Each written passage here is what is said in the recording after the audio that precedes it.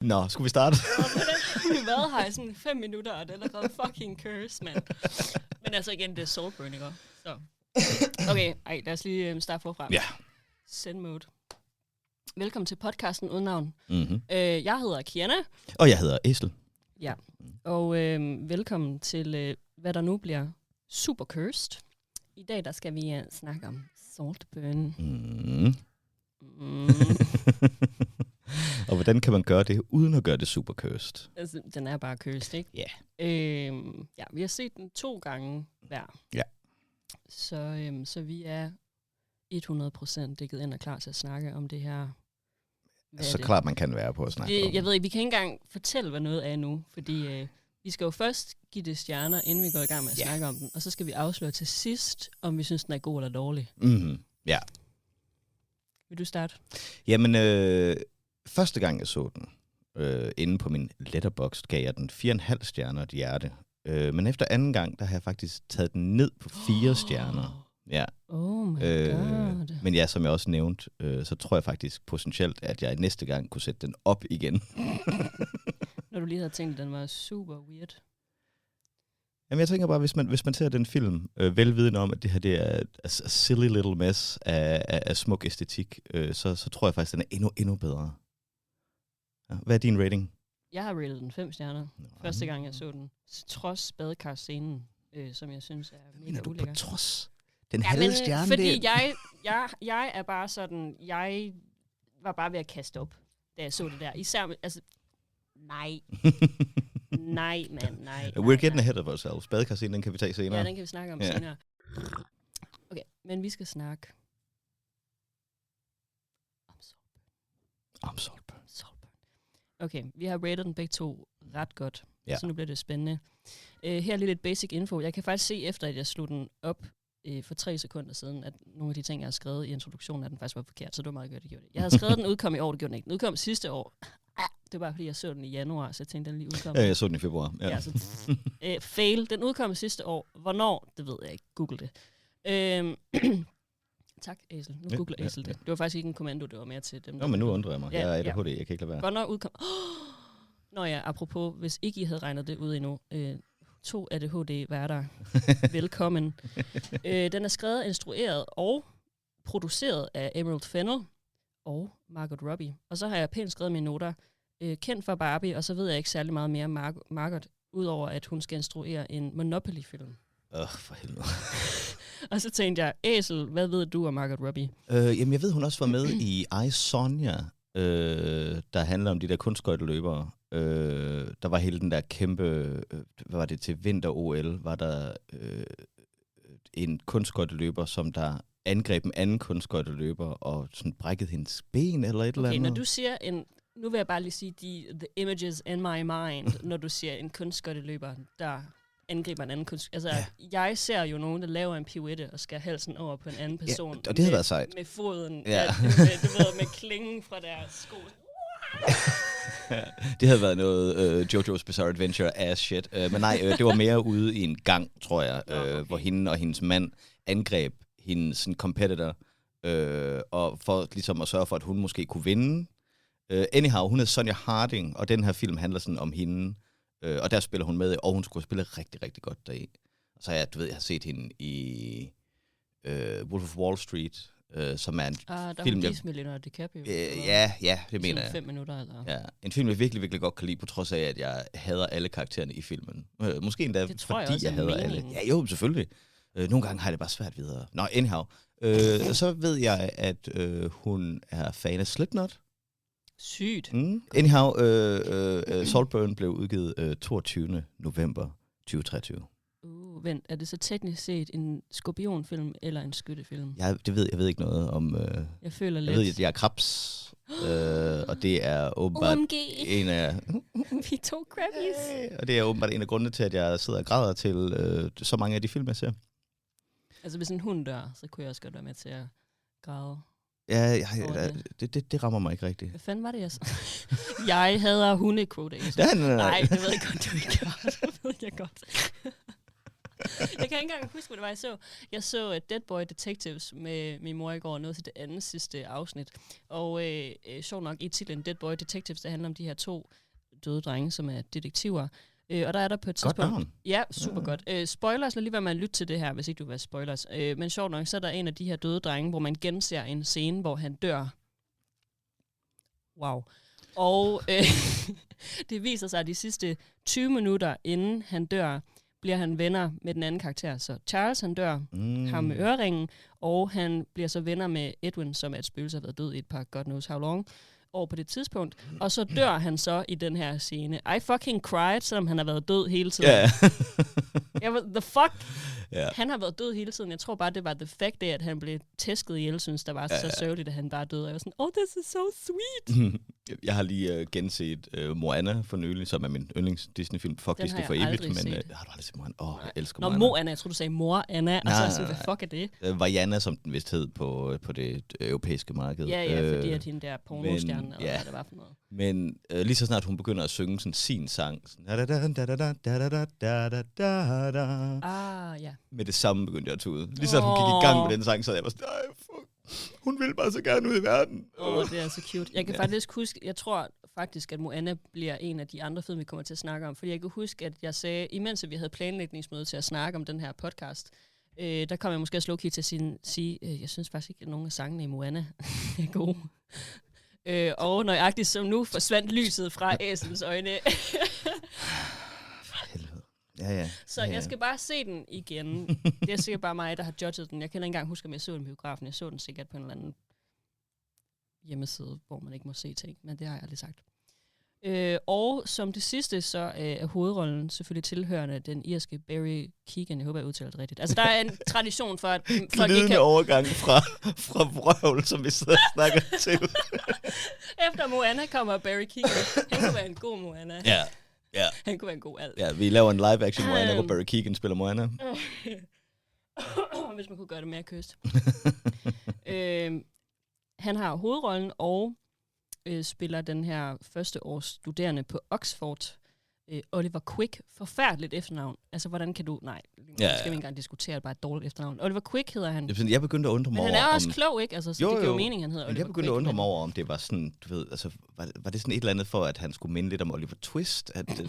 Det minder Oliver Quick, Oliver Twist, men du ved, så begyndte jeg også at fokusere på noget, der ikke findes her. Og... Det kan være, hvis jeg prøver at skrive en mail til Emerald Fennell, hvad sådan, var det med vilje, eller har du bare skrevet forkert? Hey, hvad fuck? Yes, og filmen handler om ham og hans rejse ind i voksenlivet med en eller flere udspekulerede handlinger i bagagen.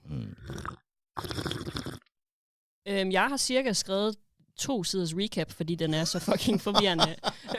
Ej, det har jeg ikke. Jeg har skrevet en side.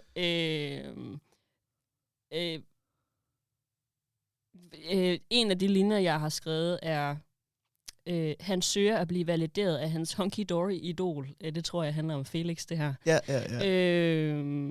Bare lige for at sige, at det her, det er nogle noter, jeg har taget, mens jeg sidder og set den. Fordi at jeg har set den en gang for et halvt år siden, og så jeg den igen. Startede på den i fredags. Så en time ind i, og stoppede ved den her fantastiske Connie Linkes scene, han har med, jeg ved ikke, hans crush, hans nemesis lillesøster. Og så den sidste time færdig i går, mens jeg spiste popcorn. På siden af min seng. Så jeg vil bare lige sige, at de her noter, de er blevet akkumuleret på mærkelig vis. Ja. Men det kan være, at jeg kan starte, så kan du tage lidt over. Jeg ved ikke. Jeg ved ikke, hvornår blev du færdig med at se den? Hvornår så du den i anden gang? Jamen, jeg så noget af den torsdag. Noget af den fredag. Og noget af den lørdag. Vi har haft den samme proces, føler jeg her. Vi kan i hvert fald lige tilføre lidt sparkle til hinanden, så hvis det er. Vi følger, nu går jeg i gang. Vi følger Oliver fra en lav, eller lavere også socialøkonomisk klasse end de her superrige mennesker, og han er ny på universitetet. Han er rimelig udspekuleret og manipulerende, det ved man dog ikke til at starte med, men det er han. Og han har måske også bare en smule lavt selvværd, og ønsker i hvert fald at være en anden end den han er. Når det går op for ham, at folk ikke værdsætter ham for hans holdninger og hans evner, og han kun kan hænge ud med den samme nørd, den her matematiske loner-stereotyp. Han er så træls. Så begynder han manipulere sig til at være venner med de seje herunder, Felix, Farley og alle de andre ved bordet, som jeg ikke ved, hvad hedder. Især har han et dårligt forhold til Farley Start, som jeg føler lidt, han bare skulle have heddet Farlig Star, og så var det sådan, nej, det er for cringe, og så kalder vi ham for Start, hvilket endnu er. Som gruppepresser ham og snakker lort til ham konstant. Og så ser man ham jo første skoledag, hvor at, det til at starte med ser ud som om, han har et kæmpe crush på Felix, men når man har set den færdig, kunne det måske godt lidt se ud som om, at han udser sig et offer, hvilket er rimelig perverst. Det er de første par sætninger, jeg har skrevet. Vil du tage lidt over? Jamen kan jeg tage over? Lad os se. Han ender i hvert fald, videre, altså. Han ender med at blive... hvad fanden er det? Der på en eller anden måde, så forbarmer Felix sig over ham.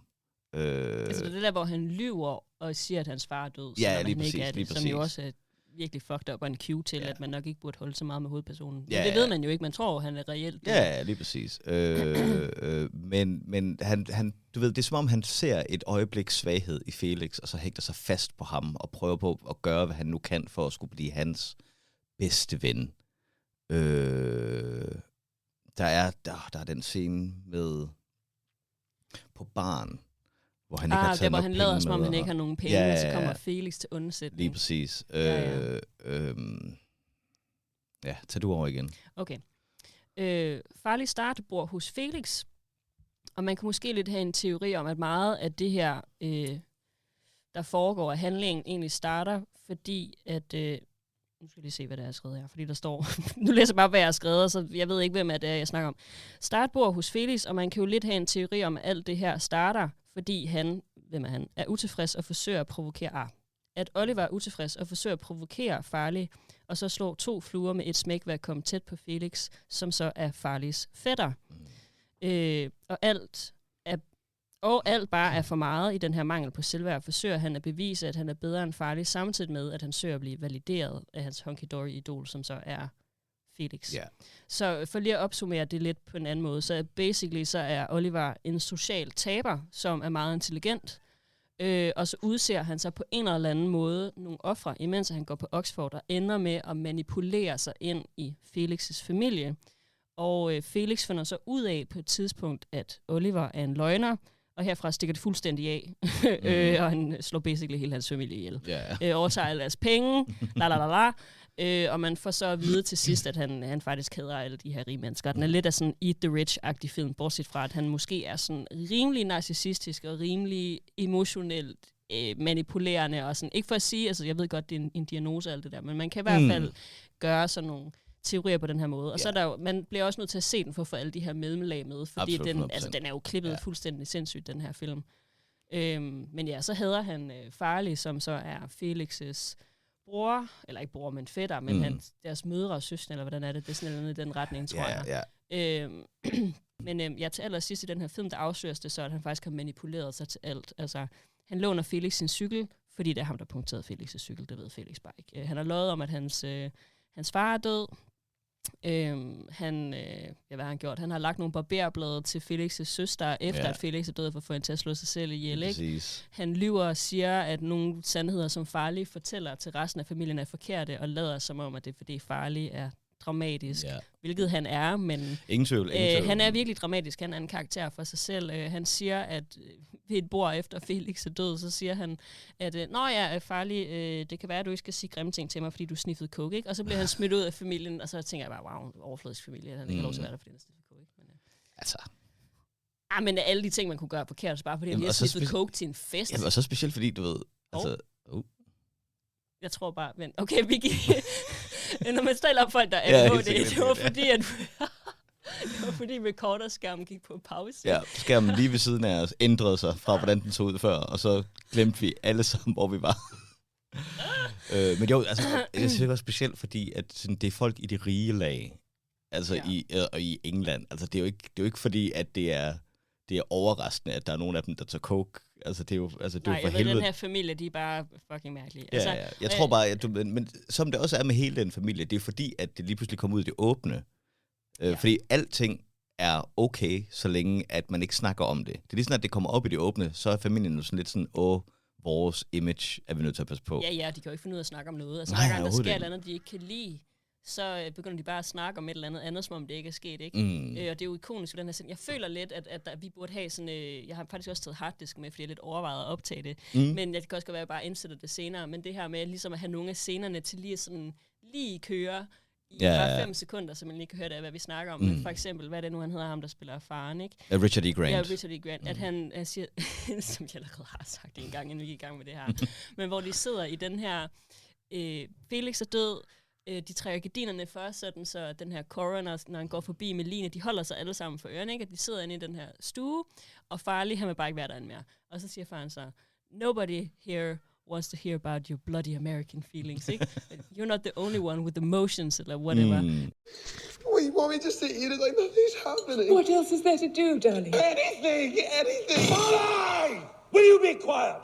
Sit down and eat the bloody pie. Just eat it, and shut up! Eat the bloody pie! You're not the only person here with feelings. None of us wants your bloody American feelings. Og det er jo så rigtigt, men samtidig så er man også bare sådan lidt, altså hvis ikke han har lyst til at sidde og spise den skide tært, fordi han er ked af det. Ja, fordi hans gode kammerat og familiemedlem vitterligt bliver ført ud af døren lige i øjeblikket. Og de kan bare høre det, og det er så antiklimaktisk, man kan høre de her hjul, ikke? Ja. Men du ved, det er også, du ved, det er det perfekte, måske lidt overdrevet, men stadigvæk det perfekte eksempel på hele den der stiff upper lip, sådan upper class, britiske holdning til, hvordan man skal vise sine følelser, som er...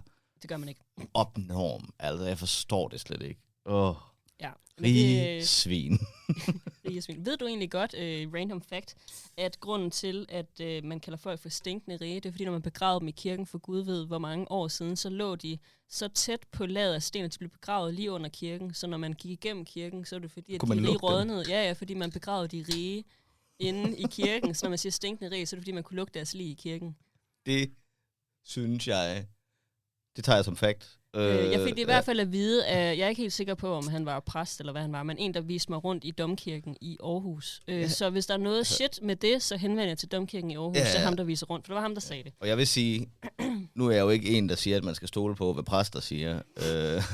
Men lige det her, på det her ene punkt... Tænker du på gift til døden, jeg skiller eller hvad? Blandt andet. Ja, men lige på det her ene punkt, der synes jeg, vi skal stole 100% på præsten. Men det er jo bare lige for lige at tage fat i hele den der stiff upper lip, som jeg synes, der bliver vist så godt i den film. Richard E. Grant, som spiller faren, Rosamund Pike, som spiller moren. I starten, når man begynder at se, når man kommer hjem til familien, hvilket må være starten af andet akt, der har moren en veninde, der altid er på besøg, spillet af, hvad hedder hun? Er det Pamela, du tænker på? Ja. Poor dear Pamela. Carey Mulligan. Som hun så snakker virkelig meget lort om. Lige præcis. Senere. Og det er som om, at hende her veninden, Poor dear Pamela, er dybest set et kæledyr for hende her moren. Og lige så snart, at du ved, hun bliver til besvær, så bliver hun smidt ud, og vi ser hende ikke igen resten af filmen. Jo, hun kommer måske lige tilbage en enkelt gang. Nej, det gør hun ikke, hun dør bare. Ja. Det er faktisk det, jeg lige sidder og tænkt på, for det var sådan, at apropos det her med hovedpersonen, som jo er det her manipulerende kræg. Det meste af filmen ved man jo netop ikke, at han er sådan her. Ja. Og når man så har set den færdig, og man måske kommer fra den der lidt prolte klasse, som vi begge to gør, uanset de økonomiske midler, man har, whatever, at man måske i hvert fald godt kan anse, at de her mennesker, de er lidt små-crazy. At man kan i hvert fald godt føle den der eat the rich, som han også har, uanset de lag, han kommer fra. Og der siger moren, eller er det faren, kan ikke huske, super henslængt, at de skal til London, fordi de skal til Pamelas begravelse. I didn't know you were going to London. Pamela's funeral. Oh. Pamela died? Og så Oliver, han er bare sådan, is Pamela's dead? Is she dead? Og man er bare sådan, okay, så han har faktisk en eller anden form for emotion, fordi der er jo nogle ting, som er sådan lidt mystisk, ikke? Og jeg tror også, at nogle af de her ting, som, altså man kan jo i hvert fald stille sig selv det spørgsmål, hvor udspekuleret er han egentlig. Jeg tror, han udnytter, hvad kalder man det her, ikke udnytte chance, men han udnytter i hvert fald andre folks vilje til sin egen fordel. Jeg tror ikke, altså det er jo ikke fordi, der er for eksempel på det her tidspunkt i filmen, hvor han, når Felix er død, så går han ud og snakker med hans søster i badekarret, så kysser de lidt, og så vil han ikke kysse med hende mere, og så kommer han tilbage og lægger nogle barberblad på badekarret. Ja. Teknisk set slår han hende jo ikke ihjel, men udnytter, at hun kunne gøre det, men samtidig ser man også det her klip til allersidst, når han faktisk kommer ud på badeværelset, han taber faktisk sin telefon, og bliver lidt overrasket over, at hun faktisk er færdig, ikke? Så jeg føler lidt, at han måske har nogle tanker om, at han gerne vil gøre det her, men samtidig så er han også sådan lidt, hvis ikke det sker, så er det også okay. Ja, men jeg føler nemlig, det er nemlig en af de ting, som jeg også nævnte til dig, inden at vi gik i gang, for at få en bedre forståelse for den her film, har jeg også lige genset The Talented Mr. Ripley, fordi at en af mine kammerater, der hedder Charlie, hun har sagt, at hun synes, at den stjal, at Saltburn stjal ret meget fra, Talented Mr. Ripley. Altså og mens Matt Damon. Ja, den med Matt Damon, og Jude Law, og Philip Seymour Hoffman, og Cate Blanchett. The good old one. Ja. Den der, der var 5. Jeg ved ikke, hvor gammel jeg var. Men den film, specielt første akt i den film, minder ufattelig meget om meget af det, der sker rundt omkring i Saltburn. Men den ting, jeg virkelig synes, der hænger sammen med de her to, er hovedpersoner, altså henholdsvis Barry Keoghan og Matt Damons karakterers evne til at se, hvad der sker foran dem, og så hurtigt finde på et eller andet, der kunne være til deres fordel. Fordi der sker så mange ting, de simpelthen ikke kan have overvejet. Og alligevel så har de bare han alting. Er literally Oliver Quick. Ja. Meget udspekuleret Oliver Quick. Lige præcis. Og ja, mens jeg ikke synes, at Saltburn rent faktisk stjal rigtig meget fra Talented Mr. Ripley, så synes jeg virkelig, at den viser, at den er inspireret af. Altså det er nærmest en homage på nogle punkter til Talented Mr. Ripley, som jeg lige synes skulle nævnes. Og så vil jeg bare lige hurtigt.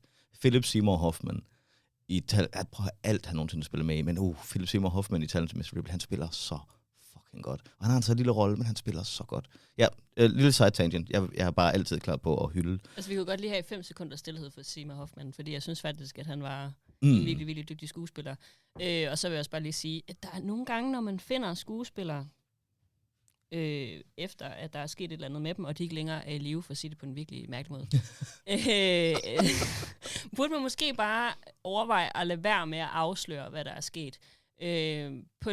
På sin vis, så synes jeg, det er fint nok, fordi det også er sådan en, altså de her ting kan ske for alle og enhver, men samtidig synes jeg bare, man behøver altså heller ikke at gøre det værre for den familie, der sidder tilbage. Ja, lige præcis. Og jeg synes lige præcis, hvis ikke man ved det, så kan man google det, for jeg synes næsten, det er sådan lidt skammeligt at snakke om på den måde. Men den måde, man fandt Seymour Hoffman på, der var jeg i hvert fald sådan, det behøvede jeg ikke at vide. Nej, eller sådan, fordi at den måde, de ligesom var på, ikke? Eller så bare lige 2 sekunder stillhed. Okay, det var det. Yep. Så det var lidt til sidst. Det plejer at være 2 minutter stillhed, men vi har fået ADHD til de 2 sekunder for os. Folk kan da ikke sidde og lytte på et 120 sekunder stillhed. Vi har lige taget en pause, hvor vi måske snakker, men I kan høre på 120 sekunder stillhed til jer. Der er faktisk et afsnit af Blank Check, som er en filmpodcast, jeg rigtig godt kan lide at høre. Holder de på et tidspunkt en toiletpause. Og så deres producer har glemt at korte toiletpausen ud af det afsnittet, så der er bare sådan 2, 3, 4 minutter, hvor der bare ikke sker noget. Og ja, du ved, man når sidder og tænker sådan, er det her en bit? Du ved, sådan, er det en joke, de laver? Nå, ligesom Gramse Spektrum. Med Ninja Johanne, eller hvad der er, hun hedder? Bolette. Ninja Bolette. Hej, jeg hedder Bolette. Jeg er 46 år, og jeg er ninja. Hvis ikke man har lyttet til Gramse Spektrum, så burde man virkelig gøre det. Jeg tror, det ligger på Spotify, nogle af dem. Der ligger 2 albums på Spotify, men det ene album er det andet album, men med mere på. Så bare tag det længst af de 2. Ja, okay. Ja, ellers så kan man sikkert finde det på YouTube eller andet, fordi jeg støtter faktisk ikke helt Spotify. Så det, hvis du kan finde det et andet sted, så gør det. Altså, jeg støtter desværre Spotify med penge hver måned, ja, men jeg fucking hader Spotify. Men man støtter dem ikke, med hjertet. Nej, det er bare, capitalism strikes again. Yeah. Men det er den nemmeste måde at have mine playlists på. Jamen altså, jeg sagde til min mor i går, nu sletter jeg Spotify, jeg gider ikke mere, jeg kan ikke engang få lov til at shuffle et skide album, uden at hvis jeg vil høre Chaperone, så gider jeg altså ikke lige høre en single af en eller anden person, jeg ikke ved, hvem er. Fordi så mange kunstnere kender jeg slet ikke. Altså, min verden under en sten, whatever, den er, fordi jeg bor virkelig under en sten. Eller lever under en sten, er det hedder. Lad os sige begge dele, hvorfor ikke? Er virkelig begrænset. Så der er nogle ting, jeg ved, og så er der nogle ting, jeg ikke ved. Jeg gider, altså, hvis jeg vil høre Chaperone, så vil jeg freaking, I wanna listen to Chaperone if I wanna listen to Chaperone. Og sådan er det bare, jeg gider ikke høre på noget andet. Og jeg sagde til min mor, jeg gider ikke mere, jeg sletter det her fucking lort. Det gør jeg selvfølgelig ikke. Fordi jeg vil ikke slette alle mine playlister, for jeg ved en eller anden dag, hvis nu nogen er sådan, hej, nu bor vi sammen, skal vi lige have sådan en dele, eller hvis jeg nu en dag bare får et fuldtidsarbejde, og jeg har råd til at betale for det, som jeg er studerende, så kunne det være, at jeg ville gøre det. Ja. Men de har lige hævet den fra 50 kroner til 60 kroner for studerende. Jeg er bare sådan, I har ikke brug for flere penge. Nej, Stop. det er nogle pækkoder. De er fra fucking Sverige. Altså, Ja. Stop. Hvad hedder han? Daniel Eik, er det den hedder? Ja, det ved jeg ikke, men det er solgt til amerikanerne nu. Men det var en svensk opfindelse. Ja. Det var en socialistisk opfindelse. Nu er det solgt til kapitalisterne. Hvad er for noget? Ej, noget af en svensk opfindelse gør den ikke socialistisk. Nej, men altså... Jeg tror, det er ret lang tid siden Sverige har været socialister. Jeg vil faktisk ikke sige noget pænt om Sverige, så vi kan godt sige... Jeg er godt nok en 8. del svensk, men stadigvæk... Ja, men det er den del af det, vi ikke kan lide. Vi er også en 8. del dansk. Ja, det er også en del, jeg ikke kan lide. Der er ret meget ved det, jeg ikke kan lide. Jeg er 100% dansk, efter hvad jeg ved. Og det er den del af mig, jeg ikke kan lide. Jeg selv 100%. Er det, hvad for nogle... Jeg tror ikke, der er nogle dele af mig, du kan lide. Det ved jeg ikke. Du er rar at være i nærheden af. Cute. Okay. Så recap. Hvad handler det om? Oliver Quick er faktisk super quick. Kommer for en lavere, i gåseøjne, fordi nok ikke så lav, men lavere man kommer hjem til morgen på et tidspunkt. Ja, de ser rimelige. Ja, altså, de altså bor i sådan et ret... vil sige nok den højere... Ja, måske den midten af middelklassen. Ikke sådan helt op i. Okay, jeg har ikke været nok i Storbritannien til at kunne vurdere det. Jeg synes bare, der så clean ud. Jeg går også fra den danske middelklasse, fordi at den engelske middelklasse er jo faktisk de helt vildt rige. Overklassen er kun de kongelige. De er psykorige. Ja. Og men fra danske standarder... så vil jeg sige midt i middelklassen, øvre middelklasse-agtigt. Ja. Som udser sig nogle ofre, / nogen han elsker, / nogen han hader, som han slår ihjel overlagt-ish. Og ender med at få alle deres penge, og så danser han rundt nøgen til sidst. Den scene. Og nu er ikke noget koda der, men... Så det er det, der egentlig sker. Vi skal bare synge den dårligt nok til, at vi kan sige, at det er en parodi. Ja, vi kan bare sige, at det er en parodi, så det er okay. Ja, det er sådan en fantastisk sang. Ja, den er virkelig god. Hvad er det, hun hedder? Hun har lavet den. Det ved jeg sgu. Sophie Ellis Bextor, det er det, hun hedder. Jeg kan huske, at den kom på Boogie-listen, dengang jeg var knægt. Hvor gammel er det, du er? Jeg er 35.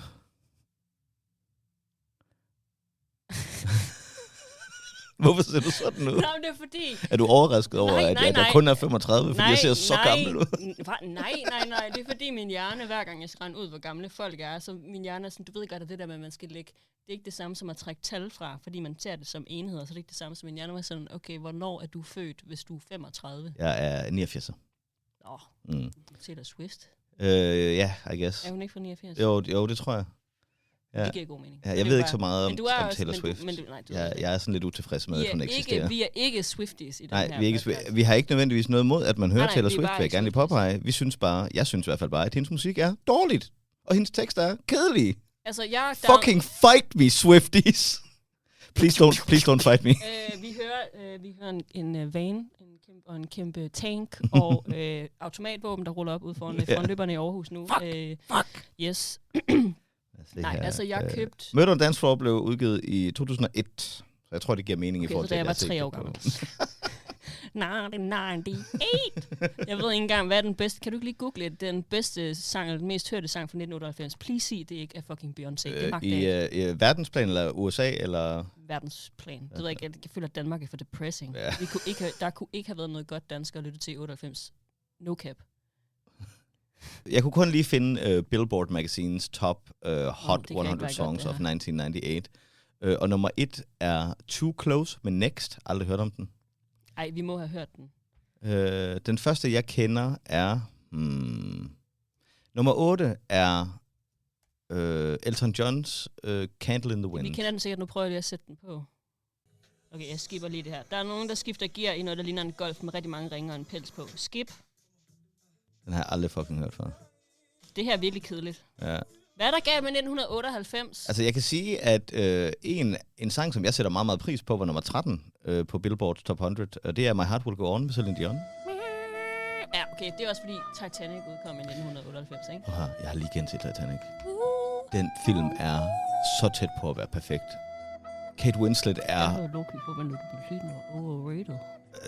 Det er det dummeste, du nogensinde har sagt i hele dit fucking... Den er underrated. Nej, jeg sagde, jeg havde forventet, at det var det, du ville sige. Nå, okay, på den måde. Ja, nej, jeg fucking elsker den. Den er næsten... Det er måske den bedste film, James Cameron har lavet. Den er vild i hvert fald. Jeg vil bare sige som nu er jeg så næsten 10 år yngre end dig, og jeg ved ikke lige, hvad man brugte sin tid på i... Har du gået i folkeskole? Har du vel? Ja. Jeg ser dig for lige baggrundshistorie, det kan være, vi lige skal fortælle. Jeg er født på Vestjylland til en enlig forælder, fordi mine andre forældre bor i USA, og det er lidt svært at dele på den måde der. Og flyttet til Nordsjælland, men ikke den rige del, jeg er fra Frederikssund. Jeg har gået på friskole, men aldrig gået på privatskole. Fordi det ville jeg ikke. Jeg blev spurgt, om jeg ville. Så jeg er gået i folkeskole. Det suttede Max røv. Jeg har gået på 5 forskellige skoler i 4 forskellige klasser. Det kan ikke anbefales. Generelt bare lade være med at gå i skole. Yeah. Og det kan være, at du skal fortælle om din baggrundshistorie, så folk kender os. Jeg er født i 8700 Lord, Horsens, hvor jeg... I folkeskolen gik jeg i 1, 2, 3, 5 forskellige skoler, plus jeg også blev hjemmeundervist på et tidspunkt. Jeg var lidt et problem. Kunne ikke rigtig finde ud af at passe ind og sidde stille og alt sådan noget. Men jeg blev ikke sendt til psykologer eller psykiater, fordi hvorfor skulle man dog nogensinde gøre det? Nej, de fandtes ikke. De fandtes ikke i Midtjylland. Du får mig til at lyde så gammel. Dengang var der jo ikke nogen. Okay, så da du var 6 år gammel, lige inden jeg blev født, der fandtes der ikke psykologer og psykiater i Midtjylland, med mindre det var i Aarhus. Ja. Hvis de overhovedet havde nogen. Ja. Men min min højeste uddannelse er 9. klasse. Hvad er din højeste uddannelse? Gym. Nå. 2017 Roskilde Katedral Skole, man. Spansk A. Fuck, det var lort, mand. Hvad kan ikke anbefale. Hvad hedder det så? Altså, jeg har gået på 4 forskellige langeværende uddannelser. Nej, STX. Jeg har gået på 4 forskellige videregående uddannelser, ikke? Okay, helt sikkert. Jeg har læst engelsk i et halvt år, så droppede jeg ud, fordi at vores Oxford-underviser troede os med, at han ville dumpe os alle sammen, hvis vi klagede over, hvor dårlig hans undervisning var, og så droppede jeg ud, fordi at jeg tænkte... Fuck ham. Fuck ham. Jeg var sådan, det her, det er KU, det er ikke mafiaen. Yeah. Så læste jeg biologi i et år, så kom der corona. Woo! Så tænkte jeg, er det virkelig sjovt at sidde og analysere petriskåle over en computer? Så tænkte jeg, nej. Så læste jeg til lærer i 2 år og var praktik i et år. Jeg ved ikke engang, hvor jeg var henne. Jeg havde været igennem et virkelig forfærdeligt breakup med et forfærdeligt menneske. Og var nærmest ikke eksisterende, så der blev jeg brugt en masse penge på det. Men jeg lærte at undervise folk, det var super smart. Og nu læser jeg æstetik og kultur med sidefag i biologi på Aarhus Universitet. Okay. Så jeg ved ikke, om det lidt forskelligt. Men jeg tjente vildt mange penge. Ikke vildt mange, men jeg tjente en pæn sum. Gianna sidder lige i øjeblikket og smider penge rundt omkring sig. jeg tjente en pænt sum skejser, da jeg var i praktik som lærer. Som er min bank. Du kan ikke stjæle dem, hvis du finder ud af, hvor jeg bor. Jeg har dem ikke lovet i min sofa. Eller jeg har været på besøg ved Gianna, der ser ikke ud til at være nogen penge. Nej. De er kun på der er plastik. græske smøger til gengæld. Jamen, det er fordi, det er nogen min mor, hun tager med for Grækenland ud at rejse. Så hvis man vil købe billige græske smøger og støtte mig økonomisk, så kan man købe nogle af mine cigaretter. Ja. I kan skrive til os på ikke navngivet podcast@gmail.com. Det kan være, at vi bare skal kalde den. Ja, jeg vil sige, at den her podcast har været lang tid undervejs, og vi har ikke fundet helt ud af, hvad den skal hedde endnu. Vi skal selvfølgelig nok give det rigtige link i en caption, eller hvad man siger. Ja, og det er også lidt, du ved, det er også lidt en, det er lidt en pilot, vi har gang i, lige for at finde ud af, hvad vi er nødt til det så for, at... Ja, vi bliver helt sådan distraheret af pauseskærmen på computeren. Og jeg har det overvejet... Den bevæger sig. Jamen, det gør den. Det er sådan lidt en... hvad er det, man kalder de der... sådan et droneskud over en meget gullig color-graded mark med noget røg i baggrunden, ikke? Og så kan man sige, er det røg fra en gård, så er vi i Europa, eller er det røg fra... en skovbrand, så er det USA. United States are fucked up. Please, ikke fratage mig min Esta. Det må vel cirka være recappen, vi så har været igennem. Ja, og der var ikke nogen god sang fra 1998 udover Titanic. Den kan vi snakke om på Everybody med Backstreet Boys. Yeah. Everybody. Okay, den er også meget god. Everybody, og så Rock Your Body. Come on. Rock Your Body. Ja. Det er den sang, hvor han på et tidspunkt synger, am I sexual? Og hans venner siger, yeah. Og sådan, ved du hvad, det er sådan homies, de skal være, mand. Der er så mange memes med den. Ja, det er sådan, det Det skal er rigtigt. Det kan være, det skal være vores kendingssang. være. Hey, jeg vil gerne lige sige til alle dem, der har valgt at lytte, og af en eller anden underlig grund stadigvæk er her. Eller har skippet kys ind i dine midten. kammerater på læberne og sig, du elsker dem. Det er vigtigt. Og hvis de spørger dig, am I sexual? Så sig ja. Og eventuelt drikke deres sæd fra badekarret. Eller fra en Capri-Sun. Eller en Caprone. Men Yes. vi skal nu, kan jeg se her, diskutere klipning, cinematografi, manuskript og instruktion. Og er der en standout fra en skuespiller? Ja, der er fucking standout med, at Barry Keoghan, han drikker falsk sæd ud af badekarret. Det er så ulækkert! Ja, jeg vil sige, Jeg kan ikke. for at starte med standoutsene. Helvede. Keegan er selvfølgelig en standout. Han spiller fuldstændig latterligt godt hele vejen igennem. Men jeg er vild med... Så skal der ikke have støtte.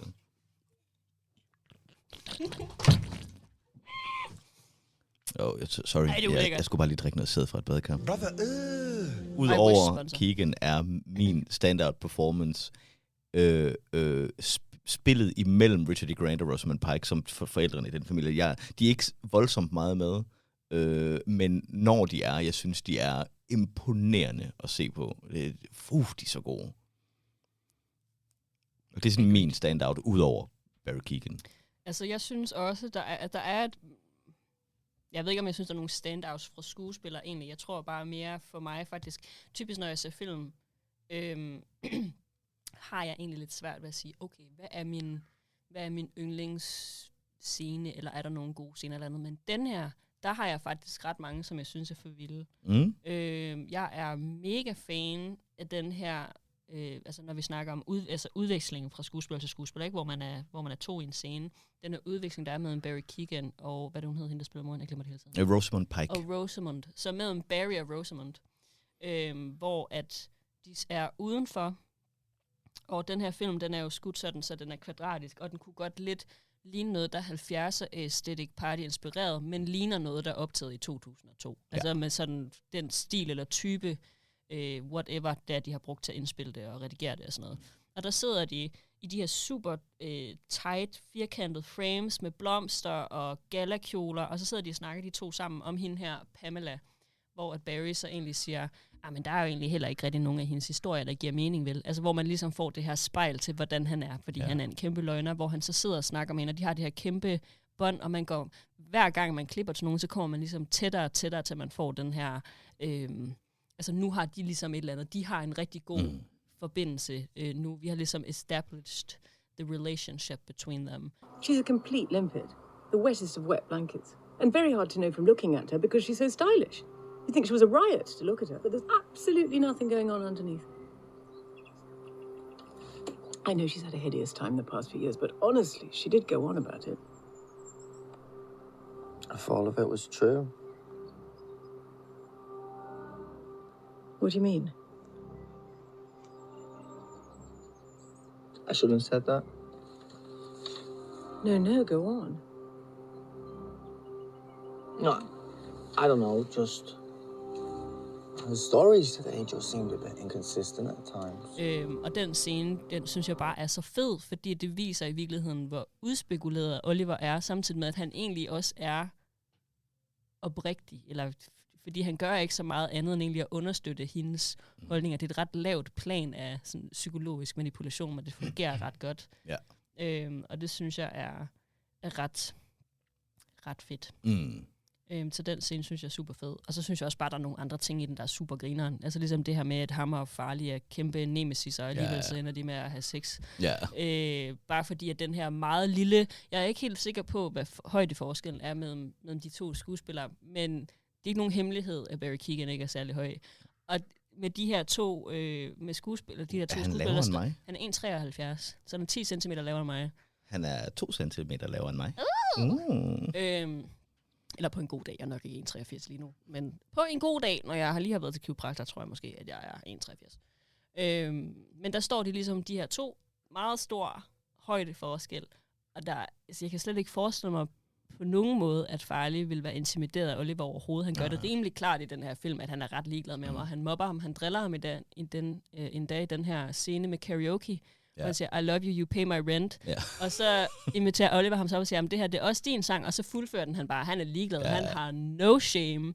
Og alligevel så midt om aftenen, så ender Oliver med at kravle ind på hans værelse, og så siger han, har du tænkt dig at opføre dig ordentligt? Og han bliver bare ved med sådan at røre ved Farley, indtil han bukker under, og så ser man bare den her ordentlige altså, det er en sådan... Og så stikker han bare fingeren ind i rumpetten på mig. Det er lidt en rapey scene. Det er da vildt. Ja.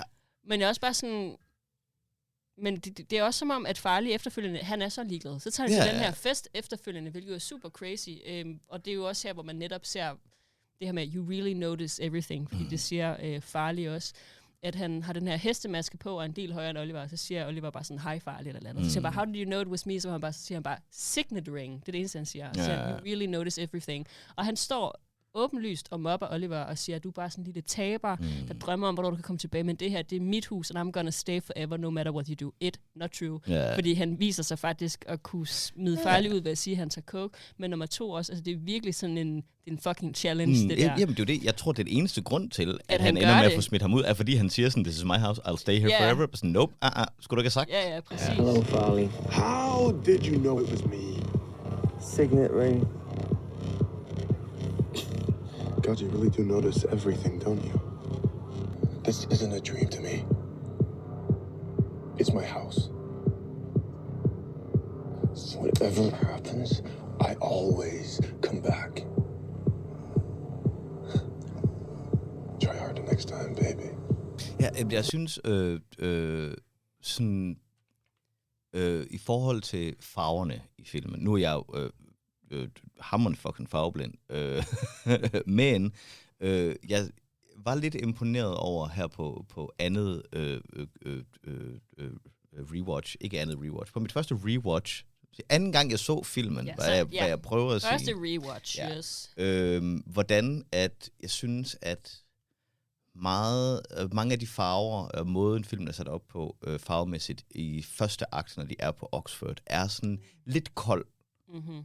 Ikke sådan, du ved, så de virkelig skinner ikke, men bare sådan en lille bitte smule kold. Lidt overfladisk, lidt mørkt. Sådan rigtig britisk stener. Det ser ud som om, det regner konstant. Og lige så snart, at vi kommer til det store mansion og alt sådan noget, begynder det at være varme farver, der er meget sol. Altså selv når det er overskyet, ser det varmt ud at være der.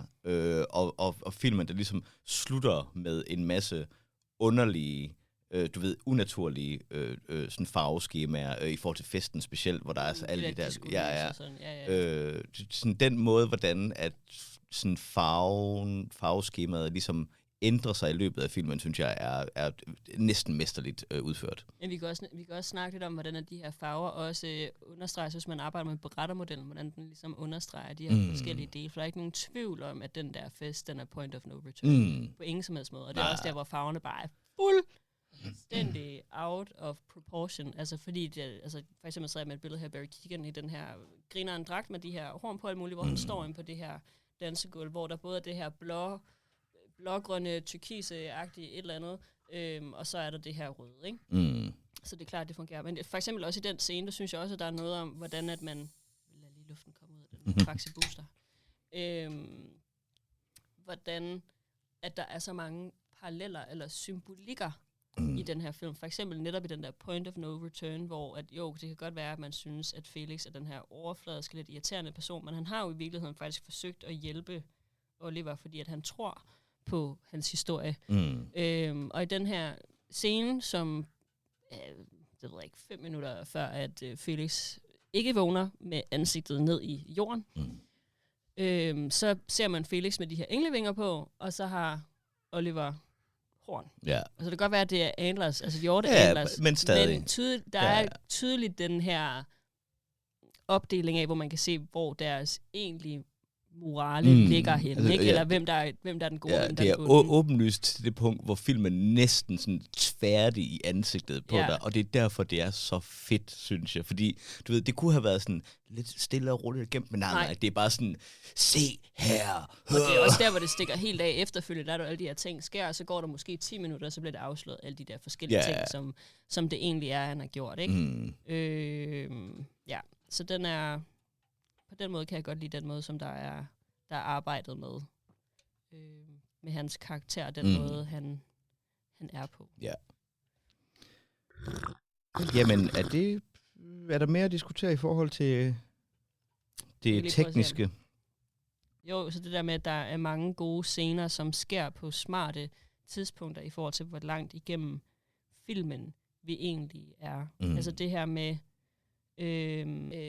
Felix' søster, Venetia, siger til Oliver, at grunden til, at Felix godt kan lide ham, is because you're so real.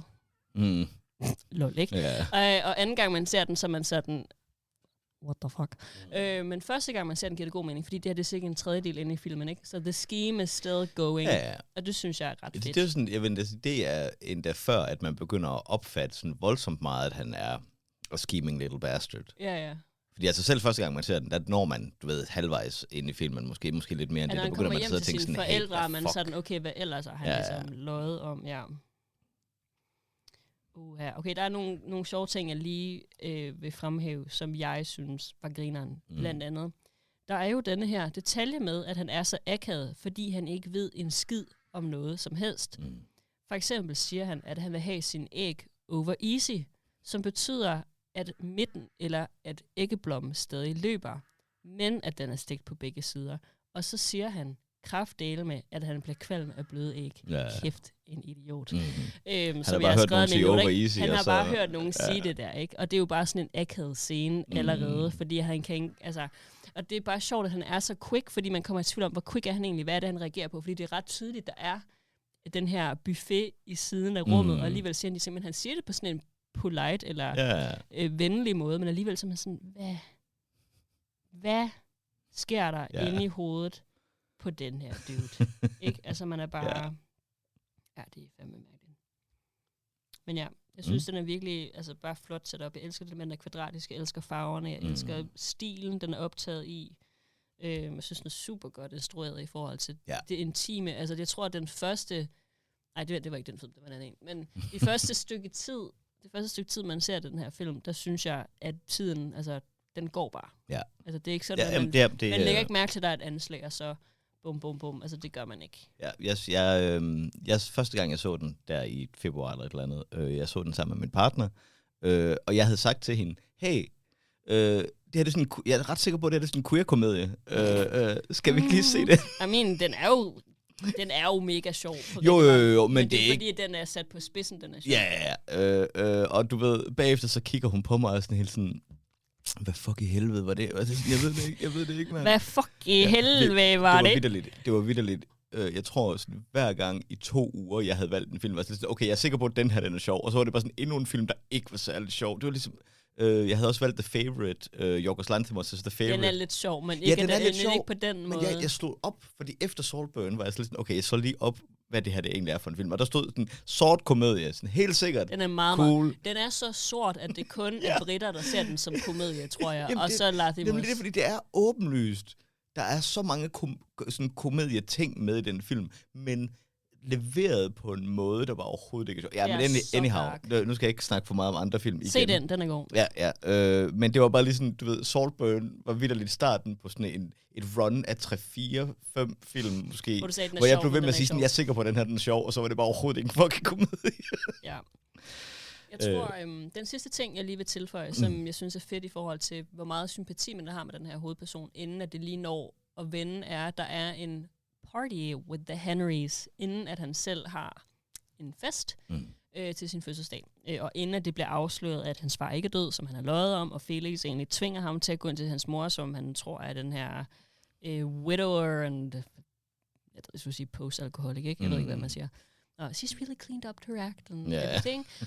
Det er, at han sidder til den her fest, og der er sådan nogle meget tydelige bordregler, som man ikke ved noget om, hvor man altid snakker til den, der ligesom sidder til kvindens venstre side. Man sidder ligesom sådan peget, hvor han skal snakke med en dame, hvor de snakker lidt om har de børn og sådan noget, bla bla bla, er de gift, bla bla, hvor hun bliver ved med at sige, om han er en idiot, eller alt muligt om sin mand. Og så siger han spørger, om de er gift, om de har været gift længe, så siger hun ja, så siger han, how lovely, og så siger hun, why would that be lovely? Look at him, he's an idiot, eller et eller andet, ikke? Og hun er bare sådan, darling, save me. Og så vender hun sig om og snakker med en anden person, og han sidder bare fucking lost, ikke? Og det siger jo bare noget om, hvor overfladiske de her mennesker er, som der rent faktisk kommer til den her fest. Blandt andet også, at de har 3 børn. Hun siger 3 børn. Hun kan ikke engang huske, hvor mange børn hun har.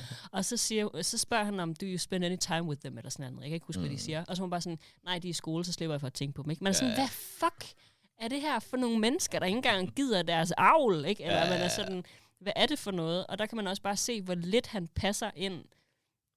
Men samtidig så er det jo også sådan en ekstra, hvad kalder man det? Jeg vil ikke sige tilløb, men det er sådan han siger jo til sidst i filmen, at han hader den her familie. I hated all of you, som han siger til moren, inden at han slår hende ihjel, mens hun ligger i sin respirator. Og jeg tror bare, at det her det er endnu en ekstra af de der ting, hvor han bare sådan, hader jeg. Yeah. Altså, men han bliver bare så overrasket over de her svar, at han bare tilføjer sådan en bunke af what the heck is happening. Og så slår han jo også lige Felix ihjel om aftenen. Ja, selvfølgelig. Ja, se den. Man kan ikke... man vil bare ende med at sidde til den scene for scene, hvis man skulle snakke om det, tror jeg. Altså den er 100% værd at se. Min sådan, holdning til den er, at den er ikke lige så god, som jeg synes, den var. Jeg synes ikke, den er lige så god, som jeg synes første gang. Men jeg har lidt det syn på den, som jeg også lidt nævnte tidligere, at jeg har tænkt mig at se den igen, og bare blive ved med at tænke sådan, hey, den her film er fjollet. Og det skal man bare lige acceptere, og så tror jeg faktisk, jeg kommer til at synes, den er bedre igen. Fordi det er, altså, som du nævnte, den er instrueret vanvittigt godt. Ja. Jeg nævnte farverne, alt sådan noget. Der er nogle virkelig gode præstationer fra skuespillerne. Jeg vil sige, der er ikke nogen dårlige præstationer fra skuespillerne. Der er nogle, der er lidt, du ved, middle of the road, men alle kan jo heller ikke skinne igennem. Ja, alle kan ikke skinne igennem hele tiden. Carey Mulligan er rigtig, rigtig god. Poor old Pamela. Rigtig, rigtig god. Is Pamela dead? Men ja, absolut en film, der er værd at se. Okay, det var vores meget komplicerede... Hvad synes du? Hvad er cat og hit and miss? Hit and miss, som den her kategori hedder. Jeg synes ikke, der er noget hit and miss i den her film. Nej, altså, udover at den er sådan lidt fjollet, og hvis ikke man er forberedt på det, så kan jeg godt forstå, hvis den rammer ved siden af. Altså, jeg tror ikke engang, jeg synes, den er fjollet. Jeg tror bare, jeg synes, at den er virkelig ekstrem. Og det handler om, hvilken type af film man gerne vil se. Ja. Hvis man gerne vil have noget, som er sådan fra start til slut, sådan noget meget romantisk, eller sådan et eller andet, så giver den ikke mening. Hvis man godt kan lide de her... Han drikker hans sæd fra et badekar, det er da super romantisk. Det er super romantisk, men også det her med, at der er nogle klip fra, når han sidder i den her en retssal, ikke? Eller sådan et eller andet, hvor jeg skal sidde og forklare, hvad der er sket. Altså, hvis man godt kan lide det her meget kreativt, for den er meget kreativ. Det her kreativt take på hans fortælling, og man ikke nødvendigvis... Jeg vil sige, man har en lukket slutning, men man har ikke sådan en decideret god ond. Altså hvis man godt selv kan lide at tænke og arbejde med de her nuancer, så synes jeg ikke, at der er noget hit and miss. Men det er jo også bare, altså fordi jeg passer jo til dens audience, så det er svært for mig at sige, at den har en hit and miss. Hvis vi viser den til nogen, som ikke kan lide kreativ film, så vil det være sådan, hvad fuck er det? Det skal bare være en lang liste, at det her, det er skrald. Men ja. Så nu er det tid til, at vi skal rate, om vi synes, den er god eller dårlig. Altså, den er god. Og folk, der synes, den er dårlig, de tager fejl. Og det er selvfølgelig forkert at sige, fordi alle folk har ret til deres holdning. Men lige her, der vil jeg sige, sådan, du ved, jeg kan godt forstå, hvis man ikke viber med den, men det er en god film. Ja, altså jeg tror, at det her handler jo meget om vores personlige holdning. Vi har begge to givet den høje stjerner. Vi har snakket lidt om, når vi vurderer ting på Letterboxd, at nogle gange, så kan det godt være, at man giver noget stjerner efter, hvor god den teknisk set er som værk, og så hvordan at man egentlig synes, at det er i til slut, og hvad man selv synes. Jamen, det er det, jeg godt kan lide ved hjertet på Letterboxd. Ja, fordi det betyder, at man godt kan lide. Og jeg synes... Jeg gav for eksempel Gangs of New York, tror jeg gav 4,5 stjerner, men den har ikke fået et hjerte, fordi altså, den er så flot, og der er alle spiller godt, og alt sådan noget, men da filmen var færdig, var jeg bare lidt sådan... Næh. Jeg vil også bare lige sige, jeg har ikke set så mange film i år, og jeg tror måske, jeg har set under 100, og Æsel har set 300 plus film. 302. 302. Ja. Og vi er på nuværende tidspunkt lige forbi midten af august, ikke? Ja. Jeg er førtidspensionist, vil jeg lige sige, så jeg har masser af tid til at se film. Men stadig, jeg vil bare sige, at... du har også haft en hel sommerferie, hvor du ikke skulle passe din søsne, som jeg så har gjort. Yeah. Så det gør også noget. Men du har meget tid til at se mange film. Men jeg synes, at det her det er en fantastisk film. Jeg synes, den er virkelig god. Jeg har ikke noget negativt at sige om den. Jeg har også givet den 5 stjerner, og givet den et hjerte og alt det der. Men nogle gange, så kan jeg godt finde på at give en film flere stjerner, end jeg egentlig ville, fordi jeg synes, at den er flot og godt instrueret og godt klippet, men den har bare, manuskriptet er måske sygt dårligt, eller den er bare så overdone, at den bare, altså, vi kommer til at gøre det her med en film, vi begge to havde på et tidspunkt, og det har vi også planlagt. Ja. Og det er ellers en universally beloved movie. Det er en film, alle elsker, undtagen Æsel og jeg, tror jeg. Så det bliver også sjovt. Yeah. Men det hører vi om på det. Vi snakkede faktisk om at gøre det til første afsnit, men det vil måske også være det er lige lidt for meget dårligt. hate. Vi kan afsløre, at det foregår i rummet, og så kan I selv gøre jer tanker om... At det også foregår, det foregår det blandt andet i rummet. I rummet. Det foregår både i rummet og på jorden, og i multiverset, og inde i nogens røvhul. Jeg ved ikke. Den ting kan jeg ikke huske. Ej, jeg mener bare... Altså udover selvfølgelig, at alle hans film lidt foregår op i hans røvhul. Ja, præcis. Jeg mener bare, at den er så... jeg ved ikke, der er nogle af de her ting, som bare foregår steder, hvor det giver ikke nogen. Ja.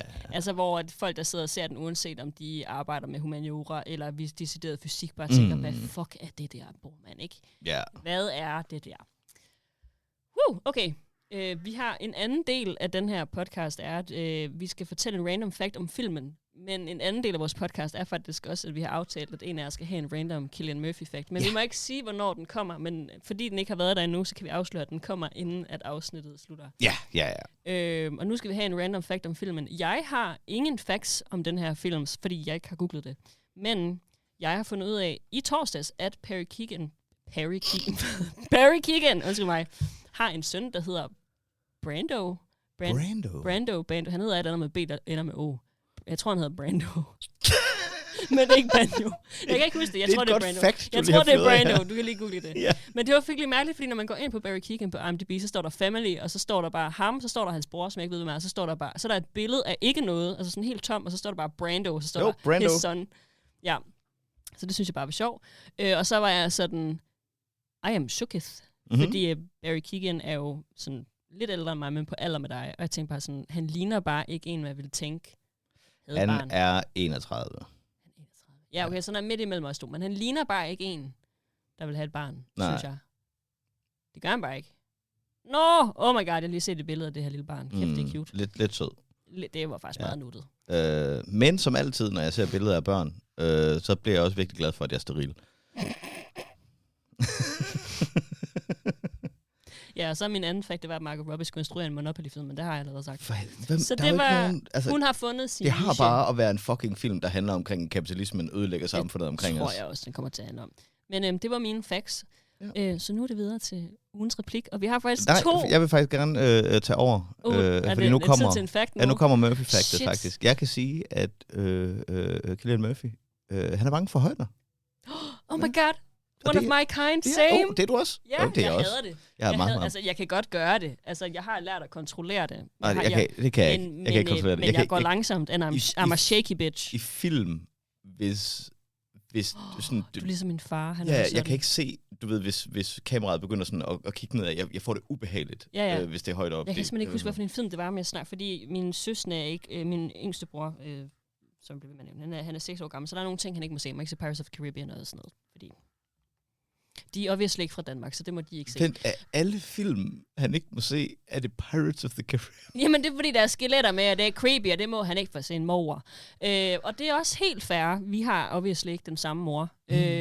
Men det må han ikke. Så der er nogle ting, han ikke må se. Jeg tror også, det er noget, eller Jurassic Park eller sådan noget. Men de har set nogle film, der foregår op i luften. Jeg tror, det er sådan træner du din drage eller et eller andet. Og i den sidste af dem, der flyver de fucking meget. Jeg så den film med min far sidste sommer, og mine 2 søstre, han sad legit med fucking lukkede øjne hele den tid. Han kan ikke se det. Han kan ikke. Animeret kan jeg godt. Han kan ikke engang animeret. Han kan ikke. Altså, han er bare... Ja. Jeg har ikke arvet det så slemt, men jeg har højdeskræk. Altså, jeg kan godt hoppe fra 5 meter ved dem. Men jeg tror også... Men det der med at gå på ting, der er gennemsigtige. Altså sådan gå op i Soltårnet i København, eller gå igennem bagtrappen i IKEA med det der hønsenet der. Jamen også det der, hvad hedder det... Selling Rooftop, hvor der er den der bro, der går ud, som er gennemsigtigt. Man kan kigge ned. Nej, det har jeg ikke prøvet. Nej, det har jeg kraftet med det heller ikke, mand. Altså, jeg har en ret sjov story, ikke fordi han fortjener at blive nævnt, men min første kæreste og jeg var i Kina sammen. Ikke os to sådan specifikt, men fordi vi var på det samme, i den samme udvekslingshold-agtige klasse, something. Og der var vi op i den næsthøjeste bygning i Shanghai, fordi der er en virkelig god udsigt. Det er, at hvis man googler den, så er det den, der lidt ligner en dåseåbner. Den er virkelig, den er ikke en dåseåbner, en can-åbner. Den er virkelig grim, og har en masse fancy neonlys på. Og vi var deroppe, obviously på det her tidspunkt, hvor vi ikke kærester, vi var bare venner, og jeg stod sammen med nogle andre og kiggede ud over kanten, og så kunne den ligesom vippe ud, så den er designet sådan, ja præcis, I skulle se Esels ansigt nu, så den kunne ligesom vippe ud, så i stedet for at man står 90 grader, så vipper den ud, så man står 75 eller et eller andet i stedet for. Og så jeg når at vippe ud og vipper op, men inden når vi så lige vipper op, så står vi og snakker, og så kommer han og forskrækker mig bagfra, så jeg skriger simpelthen så højt inde i her. Og han blev forskrækket, alle fra min klasse blev forskrækket, alle turisterne, inklusiv alle dem, der fucking var deroppe, som ikke var turister, men bare arbejdede der, altså alle kineserne, og hvem ellers, der skulle arbejde der, jeg ved ikke, altså jeg tænker ikke, der er så mange andre end kinesere, der måske arbejdede det i tårn, det ved jeg ikke. Men i hvert fald alle dem, som højst sandsynligt boede i Shanghai og arbejdede der, kiggede bare, og det var så akavet. Ligesom når jeg nyser i en forelæsningssal, så vender alle sig også om, fordi jeg simpelthen har det, ja. Jeg kan anbefale dig bare at lade være med at gå til forelæsninger. Jamen, det gjorde jeg heller ikke. Mand. Det bliver jeg lidt nødt til nogle gange. Men ja, så bare lige for at sige shout-out til det, at det skete, imens at jeg var, og den er meget høj, den bygning. Så det var bare lige shout-out til nogen, der forsøgte at skræmme mig, fordi de synes, det var sjovt. Fordi de havde et crush på mig, da jeg var jeg har 20 år gammel, eller 19, eller hvor gammel jeg var. Jeg har vitterligt siddet og spændt mit mellemkød under hele den historie. Det lyder så ubehageligt. Så ja. Ugens replik. Hvor vi egentlig skal bytte hver måned, men den her gang, der tager vi en hver. Vi har en hver, ja. Ideen med ugens replikline er, at selvfølgelig kommer med en replik fra en film, og så er der nogle forskellige hints, man kan gå igennem, hvis ikke man kan gætte den til at starte med. Og så hører man den også på et tidspunkt. Ja, altså det... Inden man gætter til sidst, med mindre, at man gætter det med det samme. Ja. Og jeg tror, jeg starter. Igen, jeg har været meget, meget sød. Det er faktisk en ikonisk replik, så jeg vil sige, det er lidt pinligt. Det kan godt være, at jeg kender den, men så kan jeg måske ikke huske, hvor den er fra. Måske. Replikken er, come with me if you want to live. Okay, jeg har i hvert fald hørt nogen sige det der før. Nu skal jeg lige gennemgå. Altså, jeg har jo set mange film, men jeg har ikke set så mange som dig. Come with me if you want to live. Jeg føler faktisk, det er noget, jeg ikke har set. Måske. For så lang tid siden. Jamen, jeg har set det. Jeg tror godt, jeg har set det. Det er en absolut ikonisk film. Jeg er faktisk ret sikker på, at replikken bliver sagt både i 1'eren og i 2'eren. Men det er 1'eren, jeg går efter lige nu. Det er en serie. Okay. Come with me if you want to live. Altså, jeg føler, det er sådan noget, man siger, altså fucking alle adventure-film, det der. Ja, jeg tror ikke, det er ikke specifikt nok, for at jeg kan regne ud, hvad for en det er. Så første hint... Det var første hint, det var bare, du sagde den. Ja, og andet hint er, hvad genrefilmen er. Og jeg vil våge at påstå, at den her film næsten er en horrorfilm. Men på grund af den måde, den er sat op, så vælger jeg at sige, at det er en actionfilm. Og det er en absolut ikonisk actionfilm. Så vi er lidt i den samme grad, som da folk lavede Bird Box, og den totalt failede. Altså, hvor man lidt giver noget en anden genre end den. Ja, okay, shit, jeg fucking hader Bird Box. Den er dårlig, skyd mig. Jeg kommer, når vi ender med at være der, så kommer jeg lige med forklaringen over, hvorfor jeg siger, at det teknisk set er en horrorfilm. Men jeg vil sige, altså den er kendt som en actionfilm. Den er kendt som en actionfilm. Yeah. Come with me if you want to live. Come with me if you want to live. Og den actionfilm.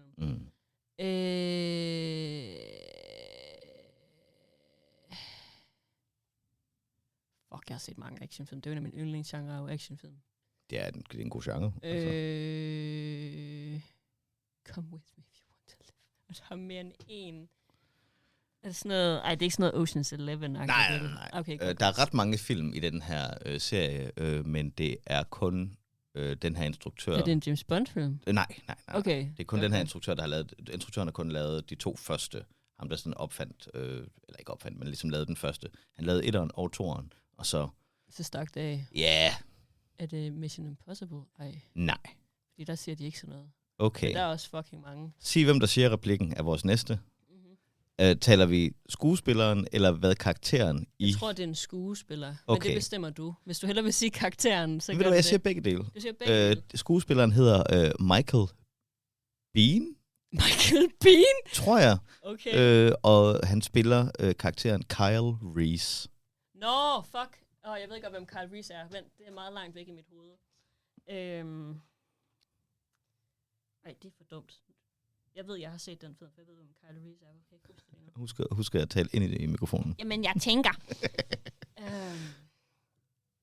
Jeg sagde bare, jeg ved godt, hvem Kyle Reese er, men jeg kan ikke grave det ud af mit hoved lige nu, men jeg ved, jeg har set filmen nu. Filmen udkom i 1984. Jeg tror, toeren udkom 7 år efter. Jeg kan også sige, at første film blev lavet med et budget. Er det Die Hard? Nej. Det er det ikke, vel? Nej, Die Hard er fra fordi der siger, der siger han altså også et eller andet lignende. Nej, men det er en anden skuespiller. Ja. Nej, men han siger sådan et eller andet... Yippee-ki-yay, motherfucker. Nej, ikke ham. Skulle da ikke Bruce Willis, mand?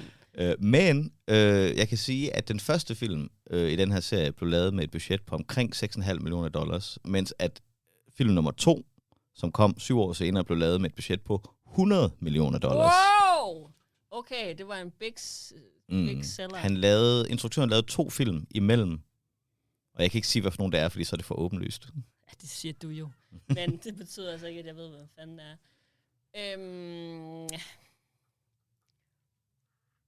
Hvorfor kan jeg ikke huske det? Hvor er det dumt, det her? Ved du hvad, så altså det kan være, jeg skal sige, hvad for nogle film, der kom imellem. Det kan godt være. Etteren, og igen, jeg er ret sikker på, at den både bliver sagt i etteren og toeren. Men, nej, okay, gå nu væk. Jeg kan ikke huske, hvad den ene af filmen er, nemlig. Nu skal jeg lige være helt sikker her. Okay. Så den her der film... Der var etteren, og så udkom der 2 imellem. Så udkom der 2 film imellem. Den ene fra 89 er The Abyss. Og den film, der måske gjorde, at han fik lov til at bruge så mange penge på film fremover, er Aliens.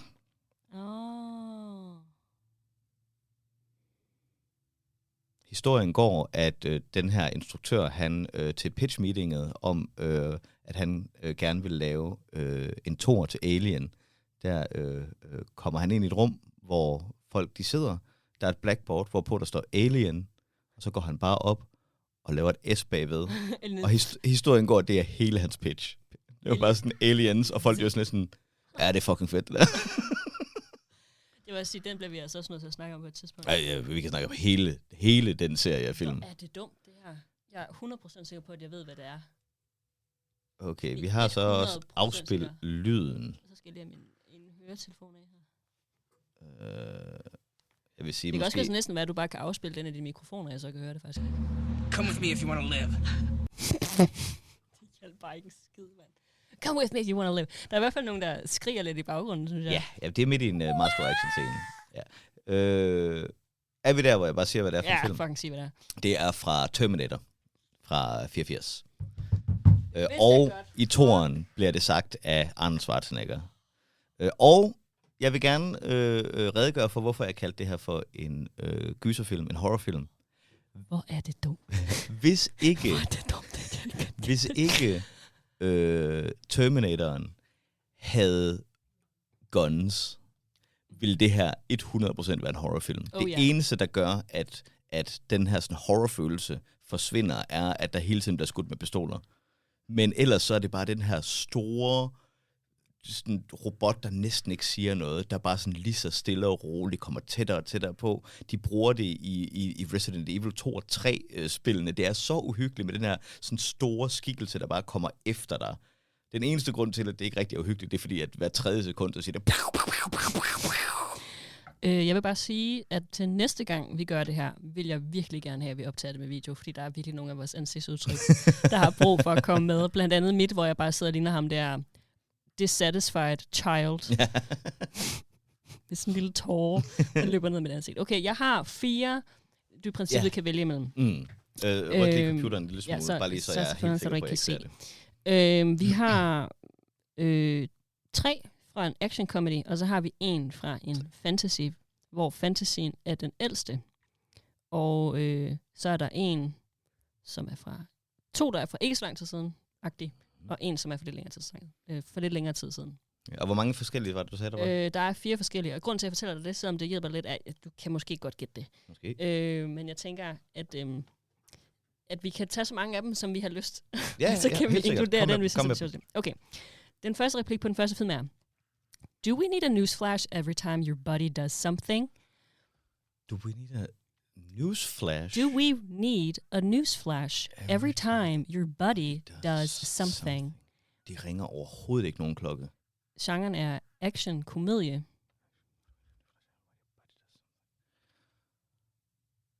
Det ringer ikke en klokke. Okay, jeg prøver lige, om jeg kan google det. Og det værste er, jeg har det som om, at det burde ringe en klokke. Den er meget kendt, den her film. Det er Dennis Leary, der siger den her.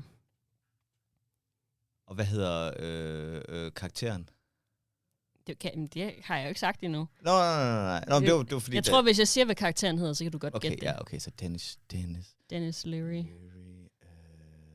Jeg har set for mange film med ham på det seneste. Ja, nej, giv mig et... Okay. Filmen udkom i 2002.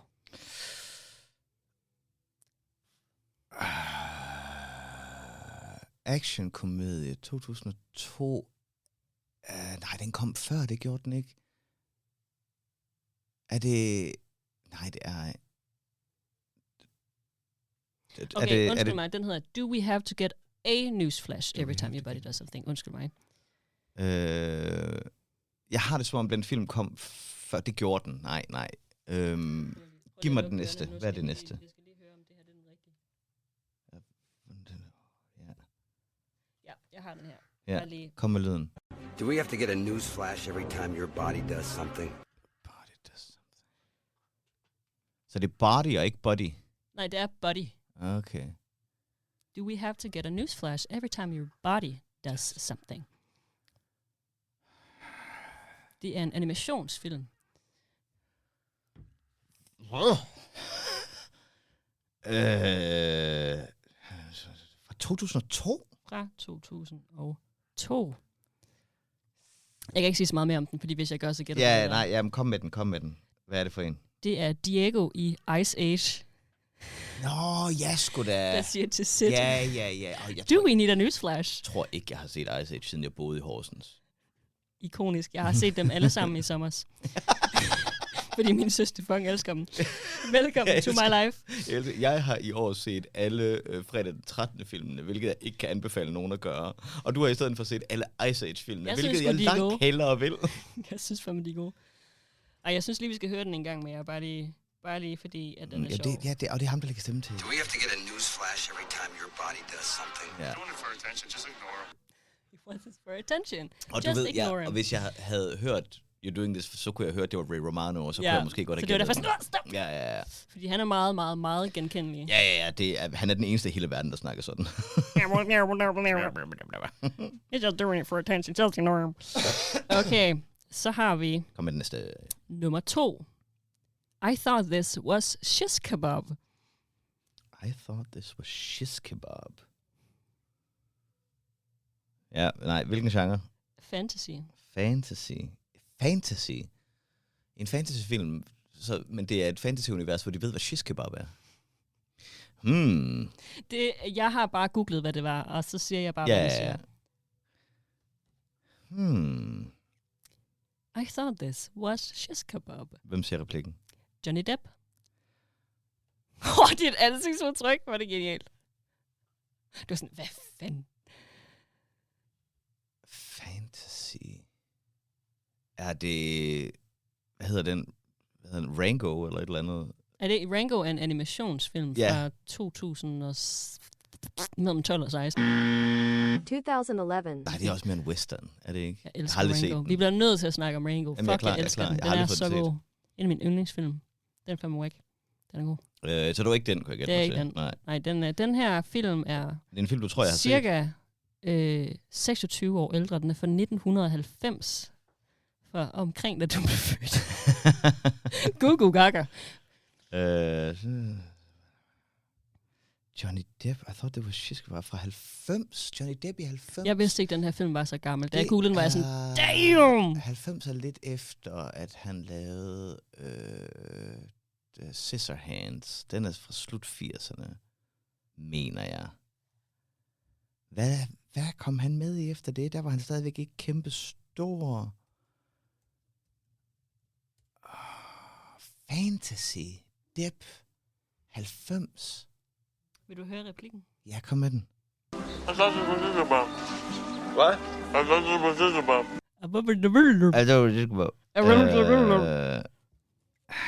Nej, den kan jeg heller ikke gætte. Du har sagt det. Det er Edward Scissorhands. Det er Edward Scissorhands. Den er fra 1990. Den er fra 90. Ja, jeg var sikker på, at den var fra sådan 88 eller et eller andet. Ja, det ikoniske billede. Ja. Nu skifter den til et eller andet. Nej. Ej, det var trist. Det Okay. var et meget sjovt billede. Okay. Jeg kan godt lide, at jeg gættede den ved at sige, det er ikke den her film. Da. Fail. Men altså, du har gættet noget. Okay. Så har vi de 2 nye, så jeg tror godt, den her, den kan du. Only best buddies execute pedophiles together. Only best buddies execute pedophiles together. Hvad for nogle film har jeg set, hvor... Jeg kan afsløre, at den er R-rated, den her film. Ja, nu shit. Hvad har jeg set af film, hvor der bliver executed som pedophiles?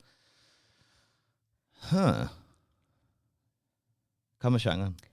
Action-komedie. Action-komedie. Der er action. Og komedier for den sags skyld. Den er ikke så gammel, den her film. Er du sikker på, at jeg har set den? Det tror jeg. Jeg tror, du har set den. Ellers skal du gætte den, når jeg siger, hvem der siger det, tror jeg. Hvem siger det? Ryan Reynolds. Ryan Reynolds siger den. Deadpool. Nej. Deadpool 2. Ja. Only best buddies execute pedophiles together. Nummer 4 og den sidste. They had us read Portrait of a Lady in school. Boy, that was a great read. Like somebody dragging Dale spaghetti across my tits. Jeg kender den her replik. Yep. Er det Fight Club? Så gammel er den ikke. Men det er den ikke. Nej. Det lyder som noget, Helena Bonham Carter godt kunne have sagt i Fight Club. Det er faktisk rigtigt. Ja. Men det nej. Jeg kender helt sikkert. Genre? Actionkomedie. Actionkomedie igen, det hjælper ikke en skid. What can I say except you're welcome? Ej, jeg tror ikke, den er fra Moana. Nej. Det er Moanas bedstemor, der siger det lige, hun dør. Hvem siger replikken? Margaret Qualley. Hvad bare? Margaret Qualley. Margaret Qualley. Vil du ikke lige finde et billede af hende? Hvad for en af de film, jeg har set for nyligt med hende? Er det Kinds of Kindness? Nej. Nej, det vil også være en akavet replik i den film.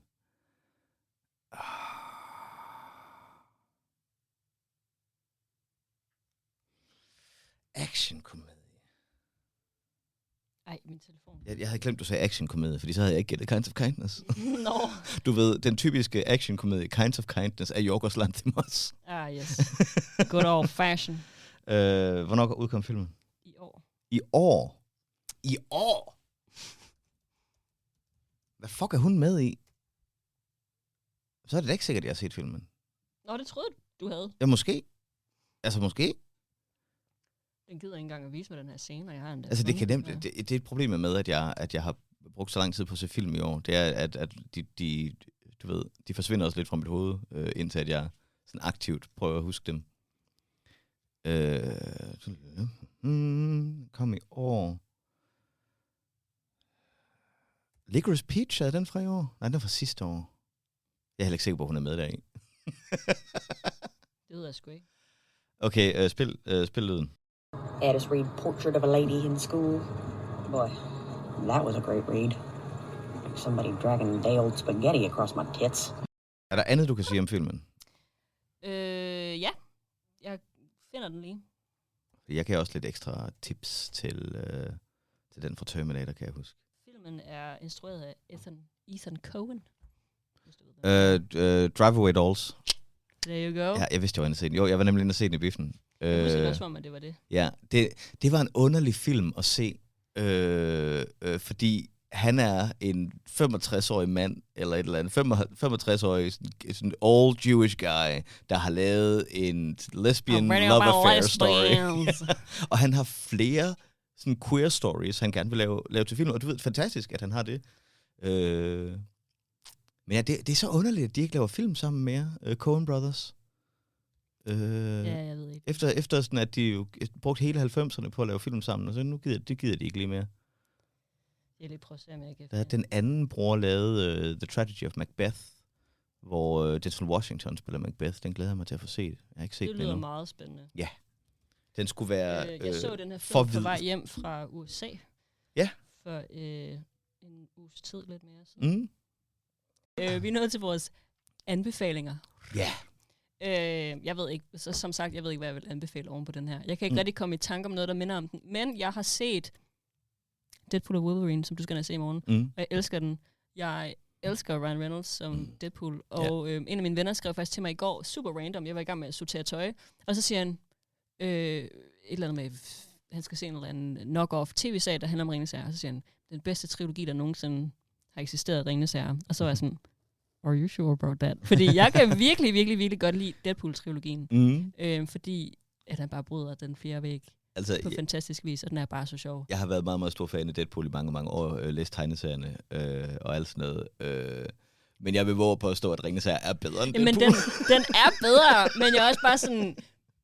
Men jeg kan nemmere holde ud og se Deadpool, fordi Ringenes Herre er så fucking lang, og det ved det der, når man snakker om... Og man skal jo helst se extended editions. Og, og jeg er sådan, så når man snakker om, at noget er bedre, det er jo også sådan... Kvaliteten er helt sikkert bedre i Ringenes Herre. Fortællingen er bedre, den er pænere. But there are... fordi det er ligesom at sammenligne... Deadpool is real stupid, but it's real cool. Stupid, and it's really funny though. Så det er lidt ligesom at sammenligne... Det ved jeg ikke... fucking Candy Floss og et eller andet andet sødt. Te og kaffe. Jamen, jeg kan ikke lide kaffe, så den duer ikke rigtig. Nej, men altså, det er samme koncept. Nej, der forstår det. 2 koffeinholdige drikke. Ja. Anyway, så jeg siger bare, jeg synes, den er god, og synes, vi skal snakke om den på et tidspunkt. Ja. Og jeg anbefaler Talented Mr. Ripley, fordi den genså jeg lige her for nylig, og den er... Ja, altså, jeg kan ikke se på Jude Law hver dag. Ved du hvad, fuck det, nej. Jeg anbefaler at se film med Jude Law. Se The Holiday. Ja, ved du hvad, se The Holiday. Der er god, der græder Nancy han Meyers lidt, har lavet rigtig mange gode film. The Holiday er ikke den bedste, hun har lavet. Det er faktisk langt fra den bedste, hun har lavet. Men den er ikke engang dårlig. Men den er hyggelig, og den er dejlig. Og Kate Winslet er en af vores tids største skuespillere, og jeg elsker hende meget, meget højt. Fordi hun er min Titanic. Du kan også se AI, hvor Jude Laws rolle er helt fantastisk. Altså, se alt med Jude Law. Jude Law er dejlig. Yeah. It's the law. The law of Jude. Okay, så... Hvad har vi snakket i dag om? Eller, hvad har vi snakket i dag om? Hvad har vi snakket om i dag? Jamen, vi har jo hovedsageligt snakket om Saltburn. Ja. Ja, og det er faktisk cirka det. Du ved, i forhold til, hvad vi har snakket om, hvordan at den her podcast, den skulle kunne hænge sammen, og hvad vi gør, så kommer der til at være nogle dage, hvor det giver meget mening lige at skulle lave en recap om, vi har snakket om. Men lige i dag, der er det eneste, vi rent faktisk sådan virkelig har snakket om, det er Saltburn. Vi har snakket om Saltburn, og jeg føler, at... Og sæd i badekar. Det kommer til at indsætte lyden af det her så meget. Så meget. Ja. Hver gang, så det bare... Ja. Det var det. Det var egentlig... Jeg synes, at det er gået meget hurtigt. Ja. Tasty. Altså i virkeligheden er den her film alt andet end tasty, men på en eller anden måde, så bliver den bare super tasty. Ja.